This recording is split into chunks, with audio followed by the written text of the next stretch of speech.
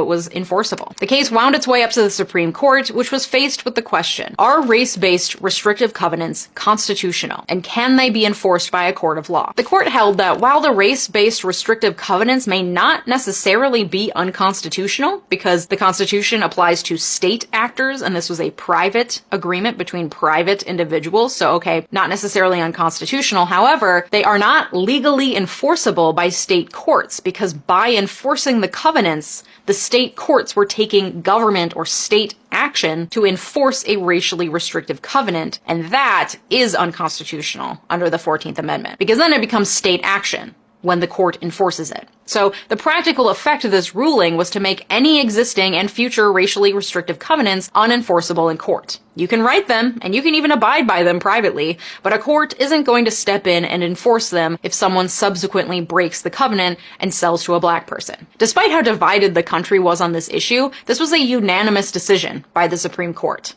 Kind of. It was a 6-0 vote. Yes, there are 9 justices on the Supreme Court, and there were in 1948 when this case was decided. But 3 of those 9 justices, 1/3 of them, had to recuse themselves because they lived on property subject to a race-based restrictive covenant. You see, this is back when Supreme Court justices would recuse themselves if they or their families were even tangentially related to the case at hand, such that they could be biased in one way or another, but we've done away with that silly formality. Thanks, Clarence. While this case played out in court, the Shelleys remained in their home at 4600 Labadie Avenue in St. Louis. On the day of the ruling, J.D. Shelley recounts, and I apologize, pretend that this is in a nice southern accent. He said, "When I got home that evening, my wife was sitting on the front porch reading the paper that says we won the case. That night the photographer come and we was sitting on the couch with the kids betwixt us and some on the floor, and they had it in the newspaper. We lived in that house on Labadie for maybe 10 years. I kept on working in construction long as I could, and my kids and their kids were all working too. Right now, I got 5 great-great-grandchildren. Ethel passed on September 15th, 1984. We was married 60 years, and when we had our anniversary, they had a big ceremony over to the church. The way I see it, it was a good thing that we done this case. We was the first ones to live where they said colored couldn't live." 4600 Labadie Avenue is still a private residence in St. Louis, though it's been dubbed a historical landmark, and the Google Street View shows a little plaque out front commemorating the home's role in one of the most important Supreme Court cases in the 20th century. And with that, 60 years of segregated housing and 200 years of slavery and racism were done away with, and everyone lived in racially integrated neighborhoods forever after. The end. Just kidding.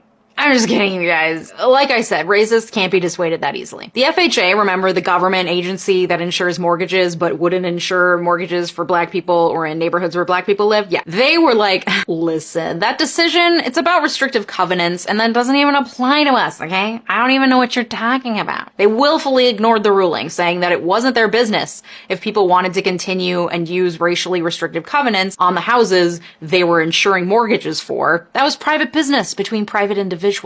And their policy not to insure mortgages for blacks or in black neighborhoods was just based on pure facts and figures, okay? When blacks move into a neighborhood, the value's immediately depreciated, and they couldn't risk that. It was just bad business. But of course, we discussed this already. This perception was a product of white supremacy, and the FHA or any other insurance or mortgage company never produced actual evidence that when black people move into a neighborhood, the price is depreciated. It was just commonly understood. In actuality, often when a black person bought a house in a white neighborhood, they were charged more than a white person would have been for the same house because racism, making the property values of the surrounding houses go up because of how much that black person was willing to pay. Like, this idea that property values nosedived when blacks moved in was a complete fabrication, but it was strong. So strong that it took 20 more years before the FHA was forced to end its racial restrictions on insurance when Congress passed the Fair Housing Act of 1968, prohibiting discrimination in the sale, rental, and financing of housing based on race. Despite all of this, the racially restrictive zoning leading to race-based restrictive covenants and the FHA's refusal to insure houses purchased by black buyers or in black neighborhoods, despite all of that, the immediate aftermath of the Shelley versus Kramer decision was that after 1948, black homeowners did, in fact, begin moving into white neighborhoods where restrictive covenants once barred them. And private real estate agents saw this as an opportunity.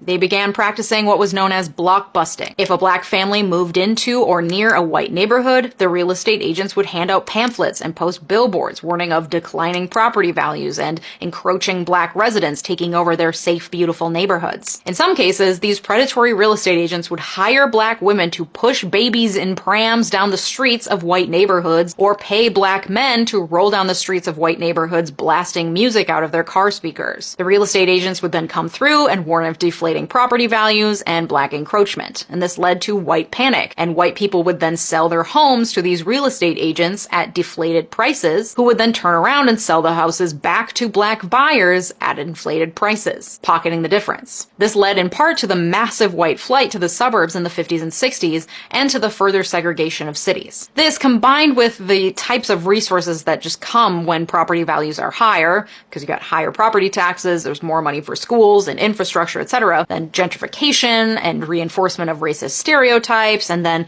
later the racially disparate impact of the 2008 housing crisis, which was led by subprime mortgage loans that were disproportionately targeted at black home buyers. This has all continued to enforce what people call de facto segregation, or segregation that just happens by circumstance, when in reality the basis of the segregation was created and enforced not by de facto segregation, but by de jure segregation. Segregation enforced by law that can still be seen and felt in virtually every metropolitan area in the United States today. St. Louis once again paints a clear picture of this phenomenon. In 1945, when the Shelleys purchased 4600 Labadie Avenue, it was in an area that had a whites-only restrictive covenant, a historically white neighborhood. Once they moved in and won their case, the race-based restrictive covenants in the neighborhood were no longer enforceable. Property values artificially decreased due to this fear of blacks moving into a neighborhood, and eventually the neighborhood was entirely black, as whites fled to the suburbs or south to other parts of the city. Today, St. Louis is famously segregated by what's known as the Del Mar Divide, with blacks predominantly residing north of Del Mar Boulevard and whites residing, along with most of the wealth and access to resources like parks, museums, and zoos,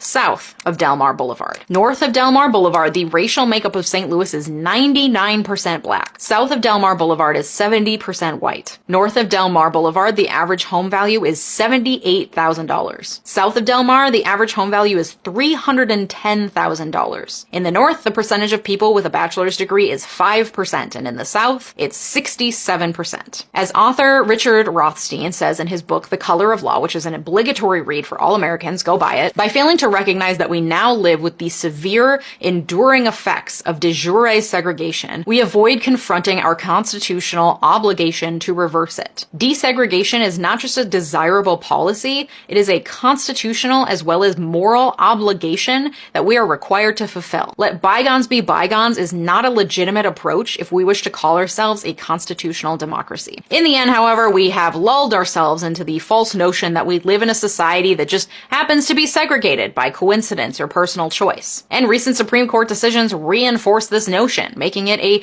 legal impossibility for anyone to seek recourse for the wrongs imposed upon them for generations by systematic, state-sanctioned, and state-enforced racial segregation in every city in America. To learn more, check out Richard Rothstein's book, The Color of Law.